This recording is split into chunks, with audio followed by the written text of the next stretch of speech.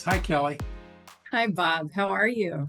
Good, thank you. So Indianapolis, we've got a little bit of a cloudy kind of a day. And the background that you're seeing, by the way, is identical to the background you would see without this manufactured background. So if you remember Indianapolis when you were here for that short stint, that's Keystone Crossing behind you, behind It me. was beautiful. Yeah, absolutely. It's nice. It's one of those, it's got, the yuppie apartment complex over here. And, it's a nice neighborhood, but really what's great is it's 10 minutes from my home on a bad day. That's huge. That's so nice to have that sort of a little bit of reprieve to be able to escape to, get a little touch of nature, even with Well, the yuppie apartments. we were remote. We worked remote, during the first couple of months of COVID. And as you know, I work with my wife, Lisa. Mhm. And so for those first 3 months, we worked at home. And when you work together and you're working like that close, your tone of voice starts to change a little bit. So I thought, well, okay, this COVID thing, I'm going to go see what the office is like. Well, the city was a ghost town. So I thought, well, I'm going to just go back to the office. There's nobody here anyway. So Right. That's got one back way to there. socially distance. Yeah, so we've got to be normal. There we go. We got to be normal again. We had my son was 3 when the shutdown happened, so I was able to pivot my work from home. We had him out of his preschool, and then my husband, who's a therapist, started seeing people remotely. So it was a very strange year of passing the child baton back and forth between us. As we would have meetings that couldn't be interrupted, his more so than mine. Like mine, my coworkers got really used to seeing a often diapered little man running around in the background. It But makes you wonder, what happened to the social skills of those youngsters when, they were forced to stay home, not interact with each other. right, right. I would imagine that your husband, the therapist, probably was pretty busy. He was very busy. He was very busy. I mean, he pivoted very quickly to virtual sessions, and he still has you know he sees about 20-25 people per week, and probably 30-40% are still virtual.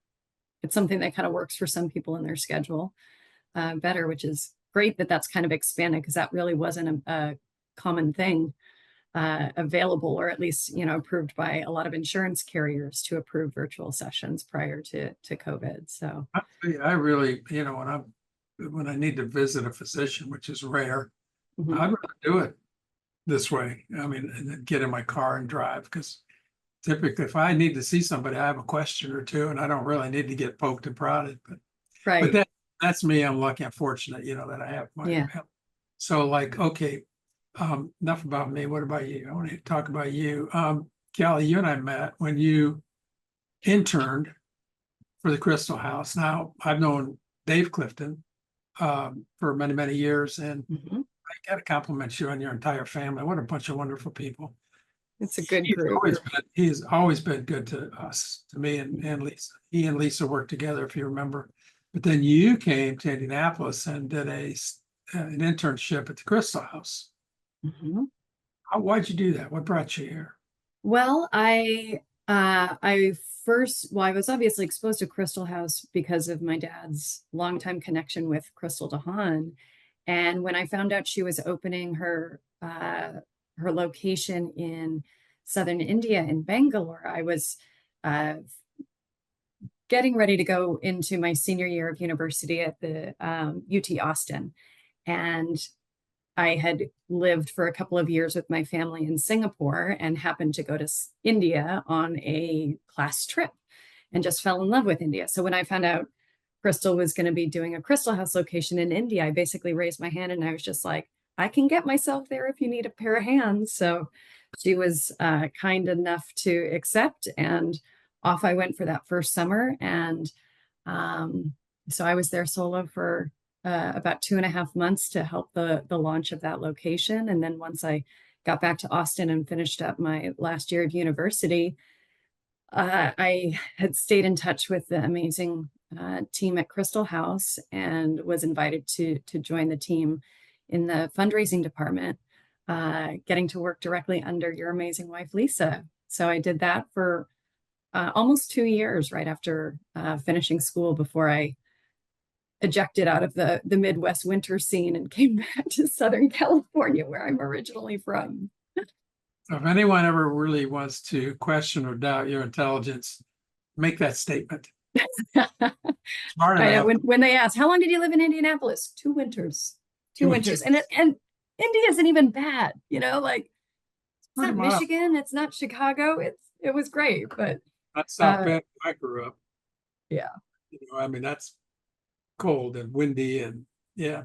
Well, it was during that time that you and I met. And Mhm. as a country western song says, it ain't love, but it ain't bad. I sure came to enjoy your company. You and I spent a little bit of time, not a lot, but enough that, I think we had got a pretty strong connection. And I was able to keep track of you over the years because I bumped Yeah. into Dave Clifton at, different shows, and he would fill me in on your love life and your not love life and your ups and your, he's always so proud of you, and rightfully so. So I'm equally as proud, though not like a proud papa, but like I could see it in his face and every time Yeah. about you. So then from there, I know you went back to California and the whole yoga. I want to talk about now, kind of get into your job a little bit, because I know that you started out as a practitioner and now you're a senior vice Mhm. president. I mean, Yeah, very atypical path in the yoga world. I mean, I was exposed to yoga actually on that first trip to Singapore back in 1990, or excuse me, to India in 1997, and started to practice, the physical act of yoga and some of the philosophical side of things when I was in college, when I got back stateside. And it was back in, I want to say, about 2008 or so that I started to practice more regularly. And so it really became my primary mode of like health and wellness of fitness.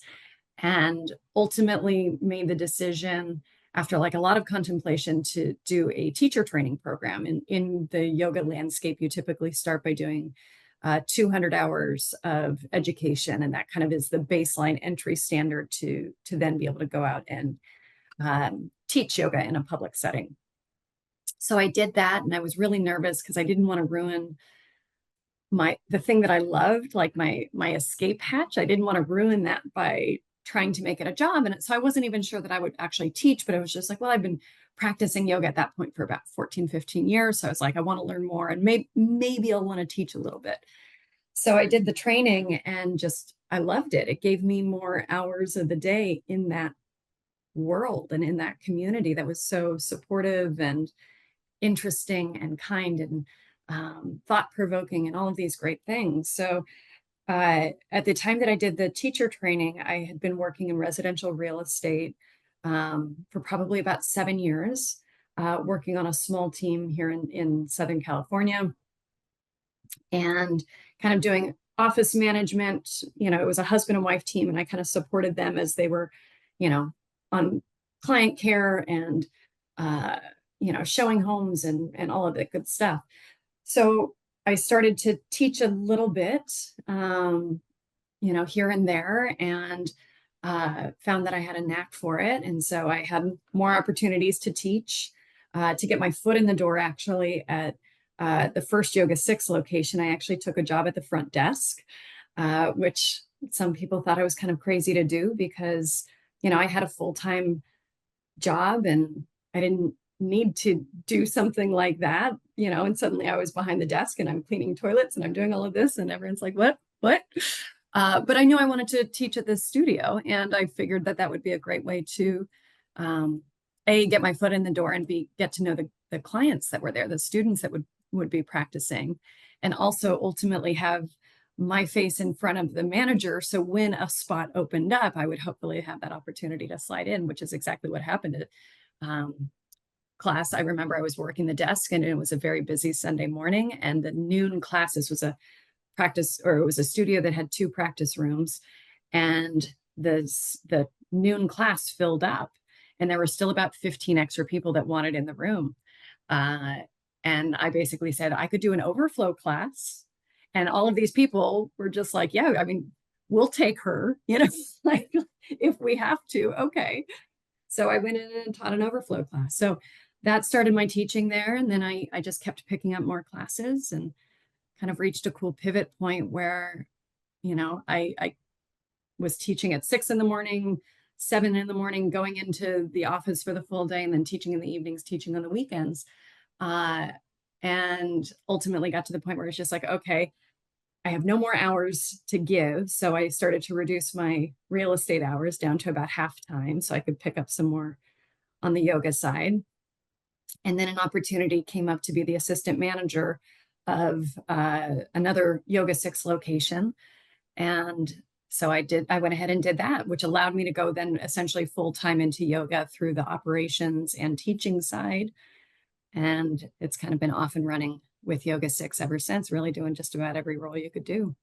How many locations does YogaSix have? Gosh, so when we were acquired by Exponential Fitness back in 2018. And by that point, when that transition happened, we had about 7 or 8 locations. Exponential does franchising. And so we began to franchise in late 2018. So I was kept on or brought on to be a part of the corporate team as we pivoted from privately owned to a, franchising organization.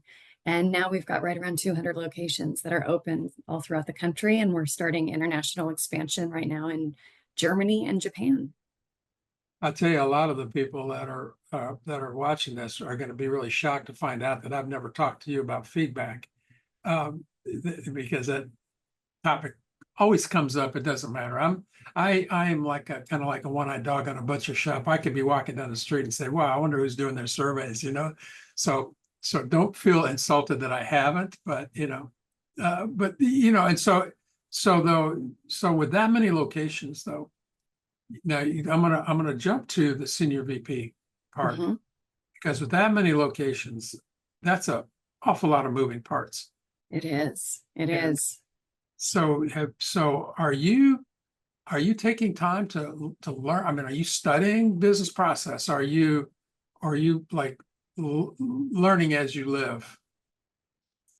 There's always been an element that is a learn as you live with YogaSix. I mean, kind of going from the ground up, and now being with the brand for 12 years, there's a lot of tribal knowledge, we'll say, in terms of things that we've tried that have failed spectacularly and things that we have tried that have been unexpected successes. And yeah, my job now is really helping all parts of the business work together. I've spent probably the most time within YogaSix on the education side, the programming and product side. But because of my business background, working, and learning under Lisa, and, working in an office setting, and just with my university background and working for Crystal House and all of these different things, I always had the curiosity about how to make systems and processes work better. And luckily I was always on a team where the head of the sales department was open to and eager for my input and feedback. So I was able to kind of bring it in. That's huge, because that could have been a situation that was just like, hey, stay in your lane. But my boss, Lindsay Junk, had set the culture of the team that is just like, hey, we, individuals succeed when the group succeeds, and the group succeeds when the individual steps in with their thoughts. So she's crafted a very safe environment where I think one of my superpowers is the ability to throw out really bad ideas, because sometimes that's what gets the ball rolling, right? Like, there's no ego to having it have to be perfect. It can just be, well, what if we try this? And it's just like, okay, that won't work, but maybe that springboard's a different conversation. Well, I try to, I have a discipline that I go through every morning. And that is when I'm looking at myself in the mirror for whatever reason, shaving, beating myself up, whatever. But I have a discipline that I force myself to come up with one idea a day. I like that. And I got to tell you, that's hard, because you try to do it so that you come up with something you hadn't thought of before. And the first month is easy. It's a little Right. harder. It's a little harder. I've been doing it for 20 years and it's hard. But the thing is that maybe 20% of them make it to the garage. Sure. And maybe of that 20%, 2% make it to the office. Yeah. But it keeps me thinking, it keeps me working, it keeps my brain, going one way or another. And that's where innovation comes from. And also, it sounds to me like not only do you have the innovation part as an important part of your life, but that you're also a critical thinker. And critical thinking is what is missing a lot in business today, and in life, and in politics, and there's just critical thinking skills. And I don't know where to place the blame, if there's blame to be placed. I have a very good friend of mine, Simon Crawford Welch, that runs a group called Critical Thinking Lab. And cool. Their stuff is really good. I get a meme or something every day from here's a good example of critical thinking, or here's a good example of not critical thinking. And in your job, you're senior level, you've got a lot of lives, not only the lives of your customers, but your employees, your employers. They're all there's so much to think about constantly. The franchise partners that we work with that have invested everything into opening up a studio. It's like we have to make them successful. And how do we do that while also ensuring that the quality of the product is maintained, if not elevated? right. Scott and I just last night, we were literally talking about critical thinking and how it seems to be a gap for. Well, we're losing the skill, if we ever really had. I don't know. I like to think that I do. As a business owner, I don't know that I have much choice. You hear it said that failure is really a path to success. So you're afraid of failure. Well, I don't agree with that. Yeah, you learn from failure, but thank you, but no thank you. I'd rather not fail at anything. If I have my choice, if I have my druthers. So, your success is very cool. I'm proud of you. Thank you. It's been a truly wild ride. It sounds silly to say, but and it really does. Like I do trace back so much of what I've achieved to that first kind of quote unquote big job, real job at Crystal House. And I remember going and, despite it being a nonprofit, it was certainly not like the typical kind of crunchy nonprofit, scrappy nonprofit that you'd expect, or that I had like volunteered with in college. It was it was a formal office, formal dress code, led by very professional people, your wife included. And I just remember the efficiency in those meetings led by Cheryl and Lisa and Becky. It was just, that always stayed with me. And I think now, as a working mom, that has a hefty commute, it's just like time is my most precious resource. I would say that that's probably, for most people, they would identify time as the most precious resource. So it's just like, I want to be efficient in what we do. I want to be efficient in how we communicate, how we roll out things. If we can find a way to more succinctly say something, let's do that. If we can more effectively train on something, let's do that. Let's try to not make the same mistake twice, because who has time for that? To hopefully then carve out time for the rest of real life that obviously matters. Yeah. So I'm going to play this by ear because you just cut out again, which I'm sure is my speakers. So I'm just going to like pretend like I can hear you. Perfect. Perfect. We're going to move now, if you don't mind, to as I've mentioned to you, the putting together and talking about my guest charity of choice is something that is really a critical thing for me. And your charity of choice is this Just in Time for Foster Youth. So just give a little shout out about that. And then when you're finished, go like that, so I'll know. And and then I hope that we don't have to redo this, because I'll bet you're getting picked up. You're just not getting picked up by my speakers. Okay, perfect. So, yeah, Just in Time for Foster Youth is an organization that's really near and dear to my heart. They focus on providing support to young adults who have essentially aged out of the foster care system. If you think about someone that is in foster care needing state support, when they hit 18, they're kind of left on their own. And that to me was something Battery that 100%. Ooh, I just heard battery is 100%. That notion, that thought of a young adult at 18, still very much a child by all intents and purposes, being kind of thrust out into the real world without, in many cases, having any sort of like safety net of support, of not even financial support, emotional support from family.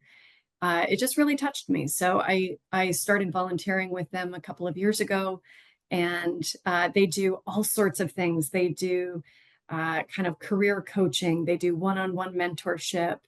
Ready to connect another device.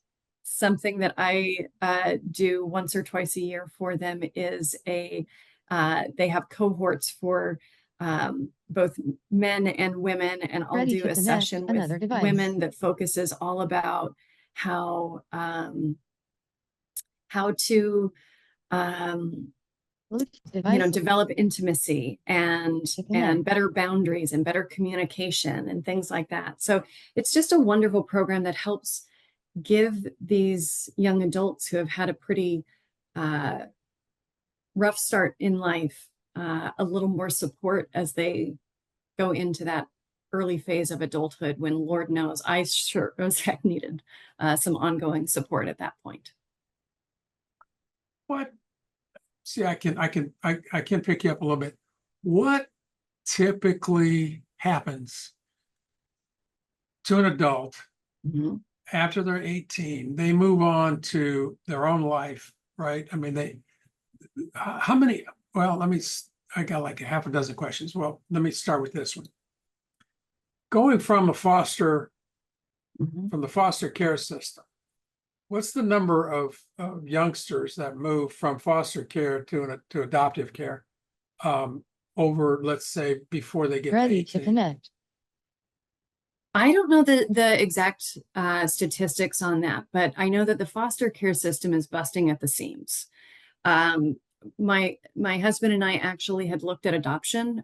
We had in our kind of quest to be parents, had a couple of miscarriages, and so we kind of had that thought that just like there was never a big need to have a biological child for us. It was a need to have a child. So we had actually worked with an Battery adoption 100%. agency, and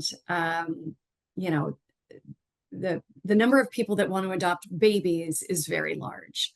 The older the children get, that pool of interested adoptive parents goes down exponentially pretty dang quickly. And so there are thousands of incredible children in foster care. And a lot of kids, when they go into foster care, it is not for the intent of long-term adoption. It may be because parents are having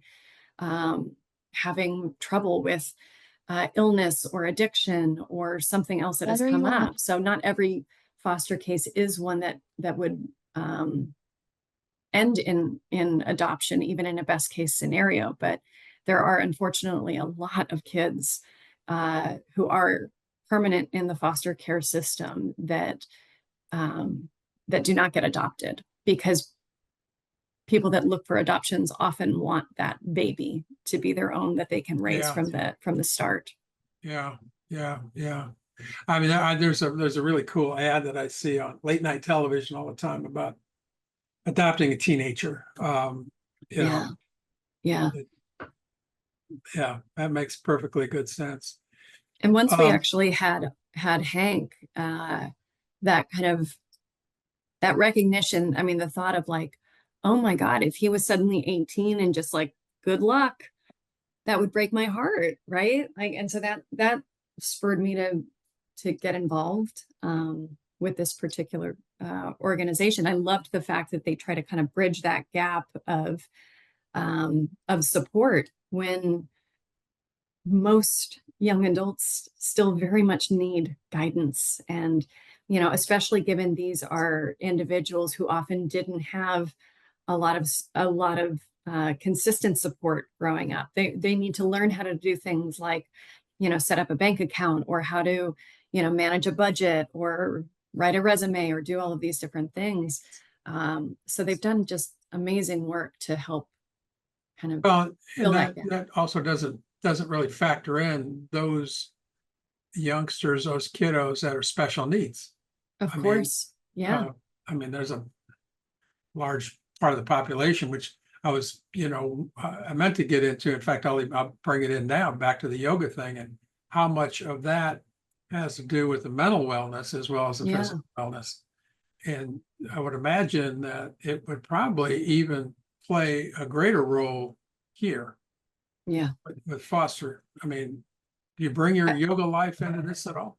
I do. In the sessions that I lead for primarily right now, the different groups of the young women, I bring in a lot of the different yoga tools. And the cool thing with yoga is it's not just poses, right? It's not just making a shape with your body. It's a philosophy, and it's things like conscious communication and recognizing the energetic impact that you bring into a situation, or that others bring in, and how to kind of safeguard yourself, to craft an environment that is healthy and supportive. It's hard to imagine someone having to be in the foster system for any period of time and not carrying forward some sort of trauma that goes along with that. Oh, yeah. So there's work to be done, and there's support that can be given. And, you know, one of the areas that I focus on with them, in addition to things like conscious communication and how to have tough conversations with your partner, or, people in your life, it's also things like, sexual health education. They didn't have the mom or the dad to talk to them about, birth control and periods and safe sex and safe intimacy and all of those different things, and things that are often stigmatized. And I'm very hard to embarrass. So they throw me in for that. Plus, I used to volunteer for Planned Parenthood and all this stuff. So it's just like, let's destigmatize some of these conversations and give them an environment where they can voice questions and concerns in a safe place, and get answers that don't have a stigma attached to them. They don't have judgment attached to them, because it's basic biology and life resources, we'll say. So for those people who care, Mhm. on the right side of the screen is a QR code that will take you to the Just in Time for Foster Youth.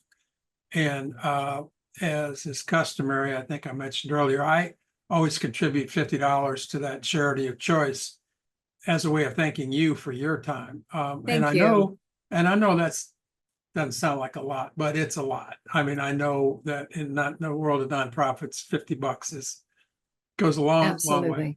And they have an amazing team of staff that do work full time. They've got a great volunteer network, but they do amazing work. So I'm really grateful that I get to be a part of it. And I think as Hank gets older and his needs for me maybe downshift a little bit, I'll look forward to taking on some more like direct mentoring and one-on-one support. Well, okay, so in case, and I apologize for the blemishes in the sound, but in case people want to reach you, this is how they would reach you. Best to do it through your LinkedIn, and that QR code again will take you to Kelly's LinkedIn. And boy, Kelly, I got to tell you, I mean, I know how busy you are, and this 1 hour is very valuable to you, and it's very valuable to me, and I think to the people that heard it, because I had a blast. I mean, this has been fun, and it's been so great reconnecting with you. We had a really nice breakfast last week in Southern California, or 2 weeks ago. That was cool. That was fantastic. And like first time we got to see each other in like 20 years, but I know, it felt that's really nothing. crazy. It's not right, and we've tried a couple of times because I do get to Southern California, a couple times a year, but it's just hard, I know. But we'll keep up, maintain some contact and, Definitely. I'm Definitely. I've sure- really enjoyed this.